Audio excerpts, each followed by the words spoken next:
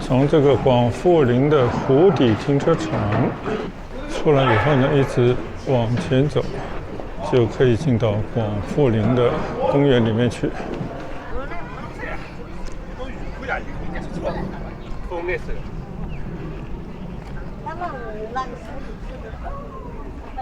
这边有一个导览图啊，画得非常的漂亮啊。就在这个导览图的边上呢，有一个砖墙，上面专门有一个广富林盖帽。广富林的原名黄埔林，是建于元末的一个古迹啊。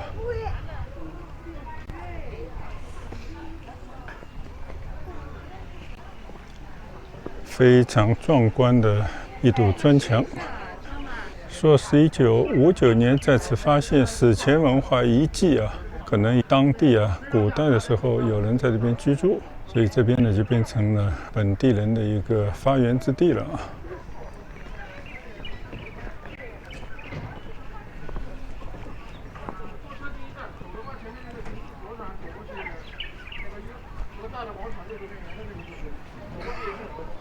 第一次来到这个广富林公园，以前都是要买票的，现在呢，如果说一般的逛一逛就不用买票了。这边有个很漂亮的灯影坊，一个大牌坊啊。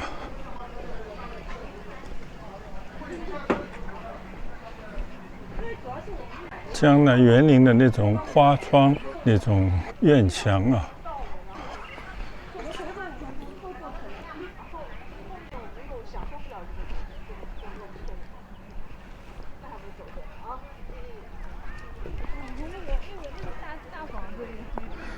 就在这条小道旁呢，这边也都是一片油菜花啊，有一些乡野气息。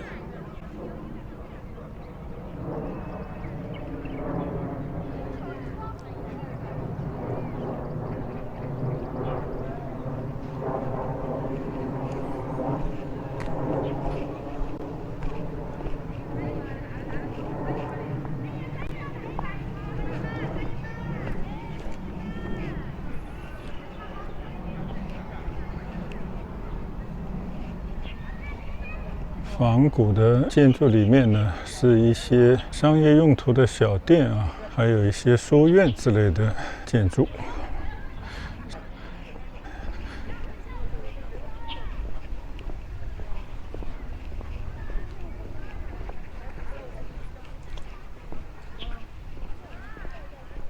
现在呢，我在上海的一个仿古的公园啊，叫广富林里面行走。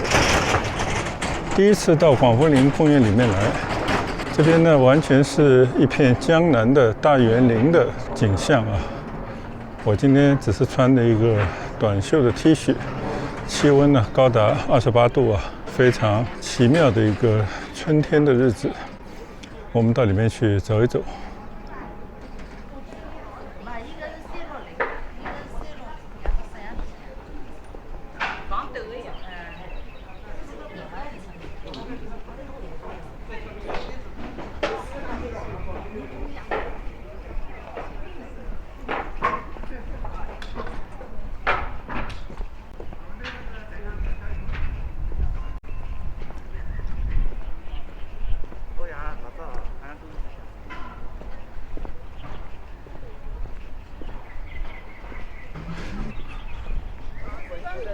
从这条路进来呢，已经经过了2个门洞啊，前面呢又有一个仿古的门洞，边上呢有一些像庙宇一样的建筑啊，应该是一个寺庙，肯定也是重建的一个寺庙啊。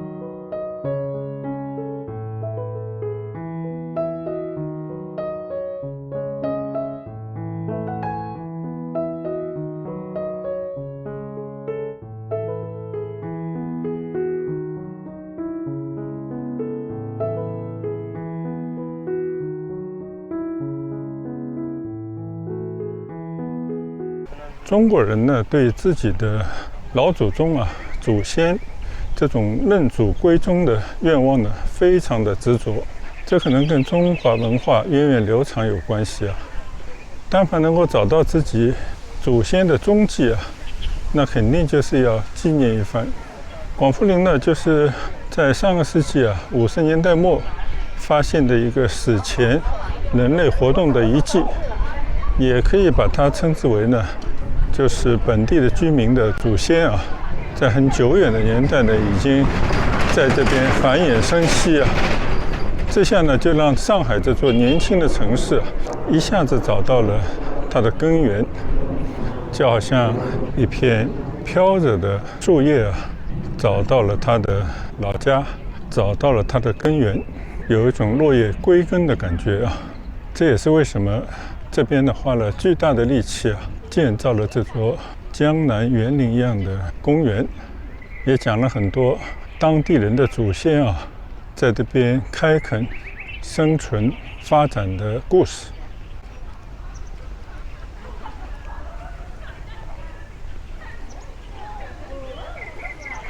你看啊，像这些仿古的建筑，那些砖雕，这些工艺啊，几乎就要失传了。但随着这些复古运动的展开啊，这些老的匠人、老的手艺呢，又焕发了青春。这边呢，可以做一种叫画舫游船游览广富林公园里面啊。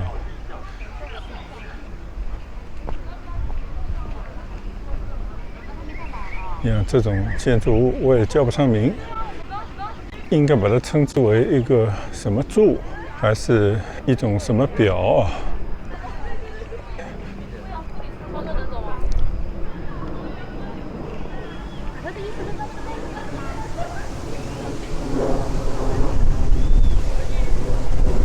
总之，现在看到的呢，全部都是仿古的建筑啊。但是呢，可以看得出来，仿的还非常的精良，仿的非常的古朴啊。就感觉啊，好像就是以前的那种中国文化的缩影。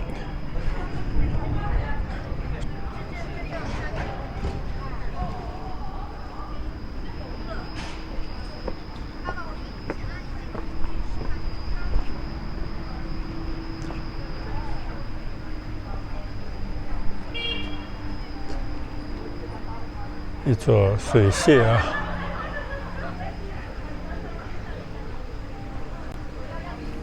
中国的园林呢是最会借景啊，最有精巧的这种构思和安排啊。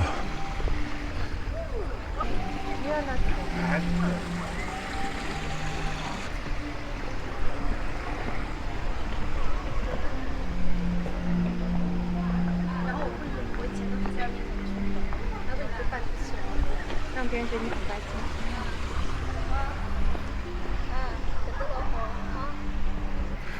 自从有了广富林呢，上海的市民啊，终于有了家的感觉了。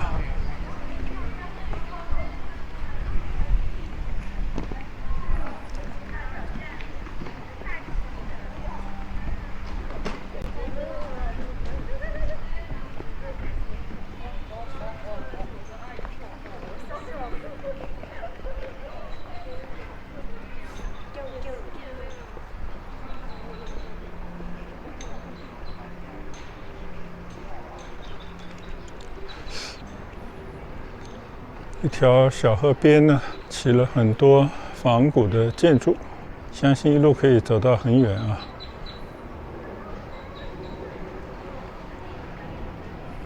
一座彩虹桥一样的桥梁，这座非常漂亮的集贤坊，一座牌坊。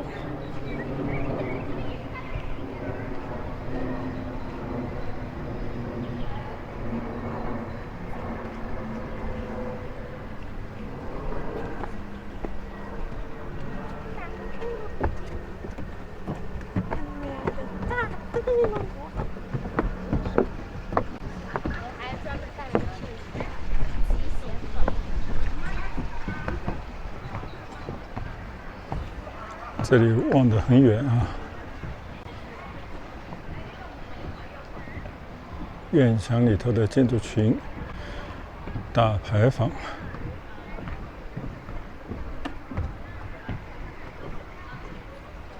河畔的建筑啊，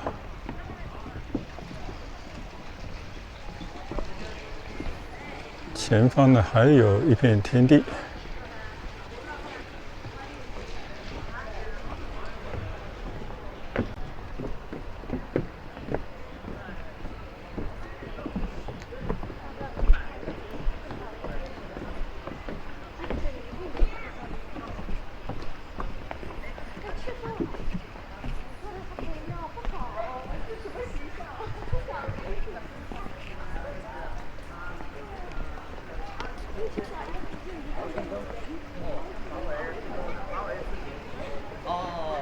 就还是就不是这种外企的话就会好。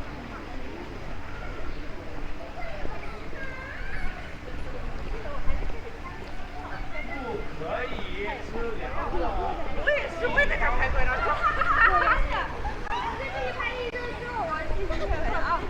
我还是在广州里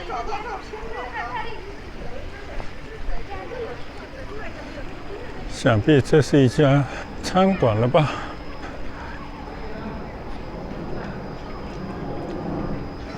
再来看一看啊，这边那些仿古的建筑啊，做得非常的棒。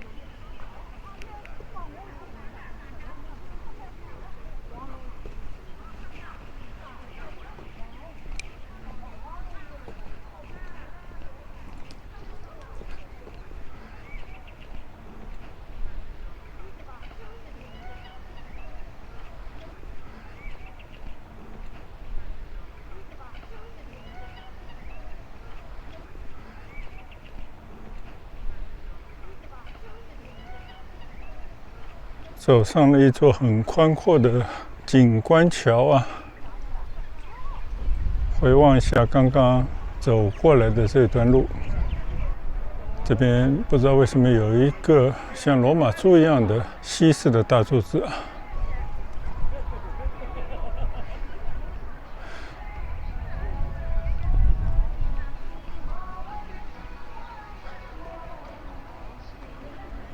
这个小湖里面呢，还是有很多的鸭子啊、天鹅，还有2只黑天鹅啊。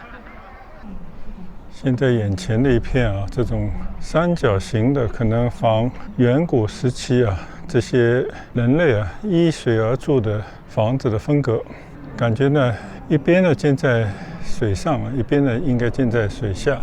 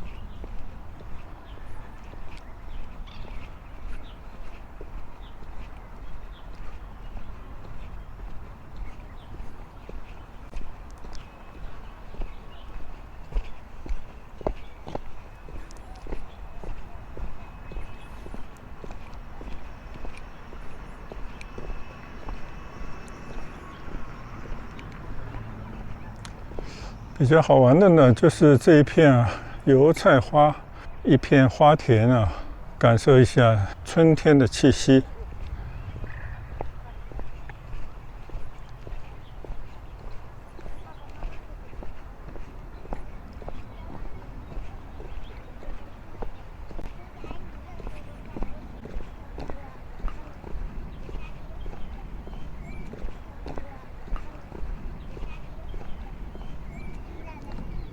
从这个石碑上的名称呢，知道这边的正式的名称应该是广富林遗址啊，全国重点文物保护单位。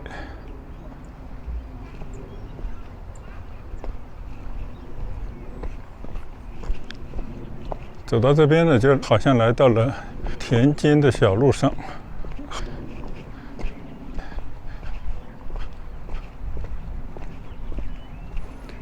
可能是特地啊，保留了一片农村的景象啊，一片田野。这边呢，可能也会种植庄稼，种植一些农村的植物啊。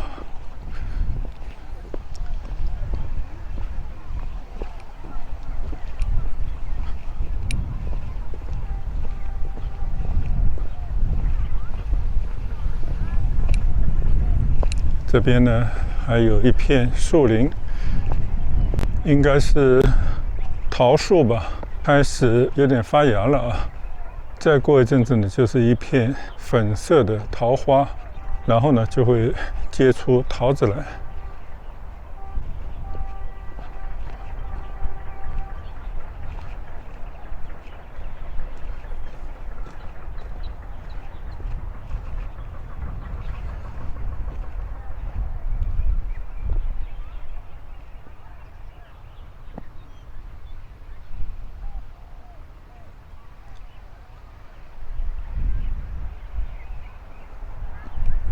乡野的气息啊，前面的河里面呢还走着游船啊。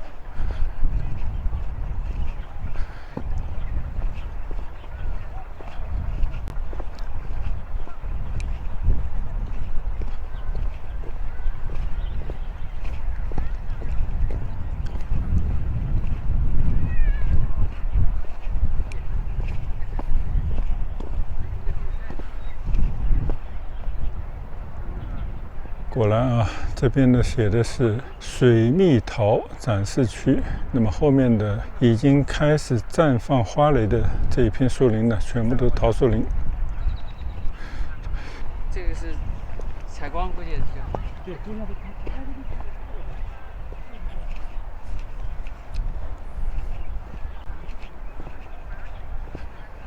前面呢有一座应该是新建的寺院的金顶啊。在喧闹的城区啊，暮鼓晨钟呢，其实可以让人进到比较安静的模式啊。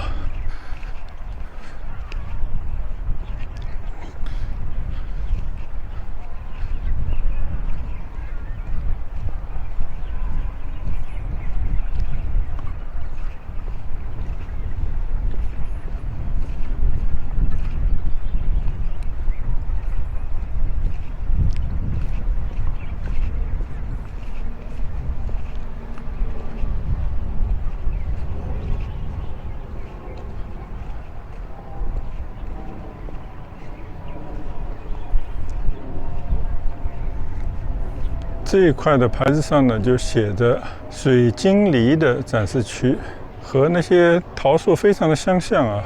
这一片树林呢，是一片梨树林啊。这些花蕾呢，还在含苞欲放，没有像桃树刚刚已经开出了一点点小小的粉色的桃花啊。这些梨树呢，应该还处于一个花蕾的状态。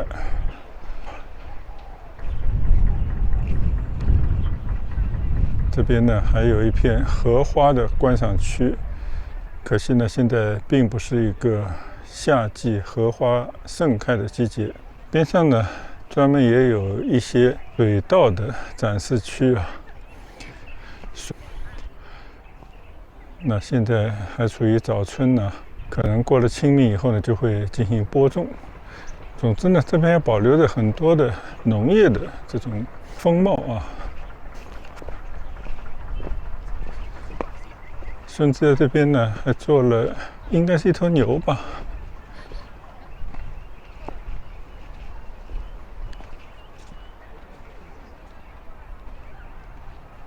造型有些奇特的一头水牛的雕塑啊。这边呢可以看一看，在这个河道啊边上，对面呢就是满开的油菜花。很多人呢在以油菜花作为背景啊拍照留念。前面呢有一艘河中的游船缓缓地驶来，就给这个公园呢增添了很多水乡的情趣啊。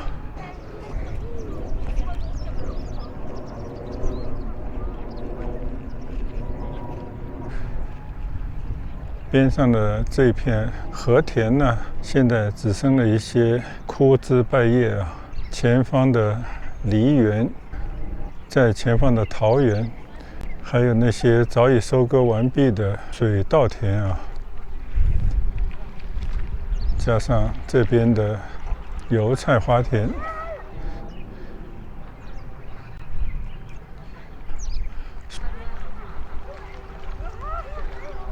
这里呢就有一个漂亮的小游艇啊，缓缓而来。突然发现这个游艇里面啊，大部分都是一些老外的面孔啊，相信他们对中国文化也是老有兴趣啊。好，现在我准备从这座仿古的古桥走到对面油菜花田里面去啊。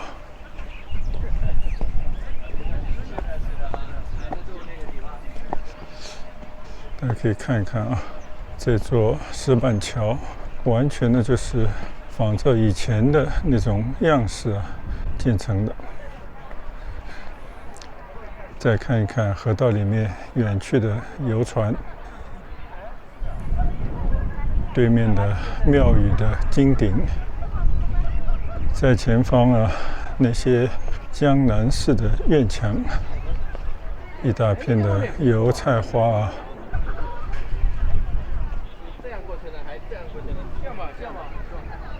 那边不出来，要不我们去那边好不好？对，我们刚刚也就路过了。去看看。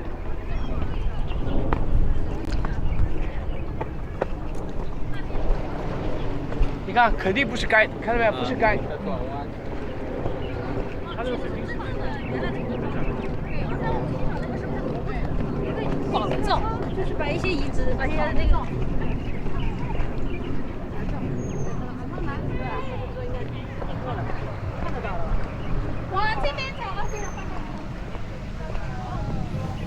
看到那个小游船呢，在这么一个拐弯道上面缓缓地拐了一个弯。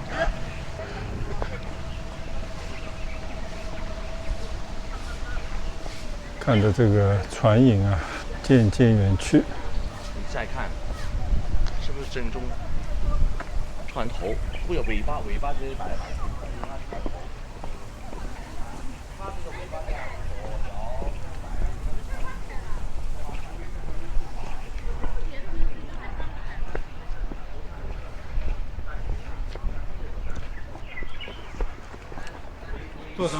小河边呢也有一个餐馆。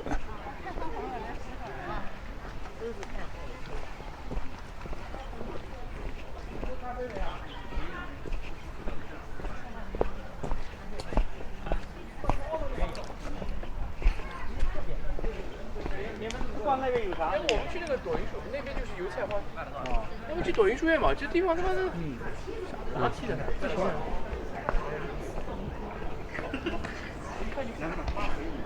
刚刚呢，曾经走过这个门楼啊，其实也是一座亭子。现在呢，往回走。好，我们还要去朵云啊，非常好。那地方不灵。对。而且一个背阴面。牌子上面呢有很多的这些地方啊，看来今天都没有时间去了啊。有一些街区，也有一些广场，还有呢儒道佛文化的展示区啊，就把这些佛教、道教还有儒家的文化呢集成在一块的做了一个展示场。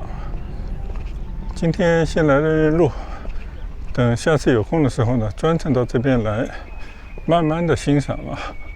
但是很奇怪啊，比起那些精雕细琢的仿古的建筑啊，更吸引人的呢，可能就是这一片油菜花啊，非常自然朴实，相信呢几千年以前也就是这样的一种景象。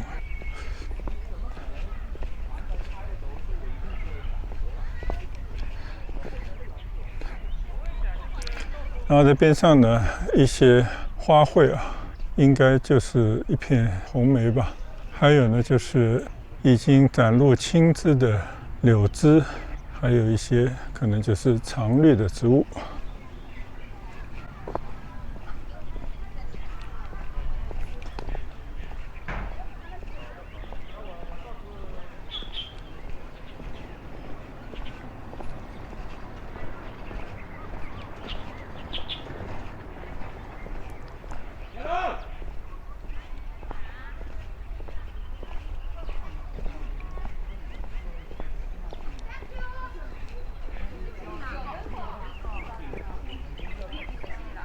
我这么去刚才我就去了，没顶住没把它拿去。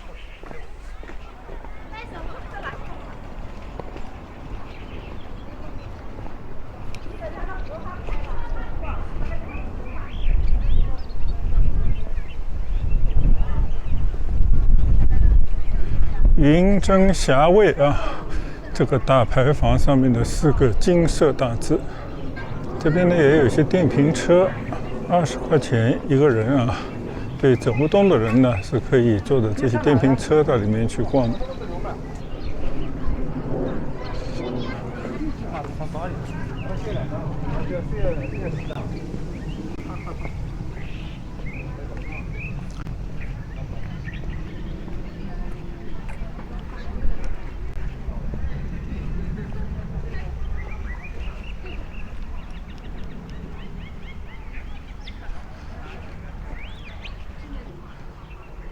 宽广的河道，非常清爽的仿古的建筑啊，应该都是一些商业、餐饮用途的房子啊。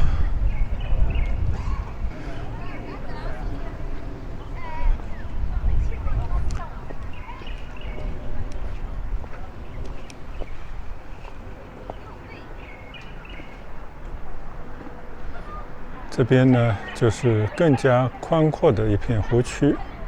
里面的地方非常大啊，我也就是转了几个脚而已。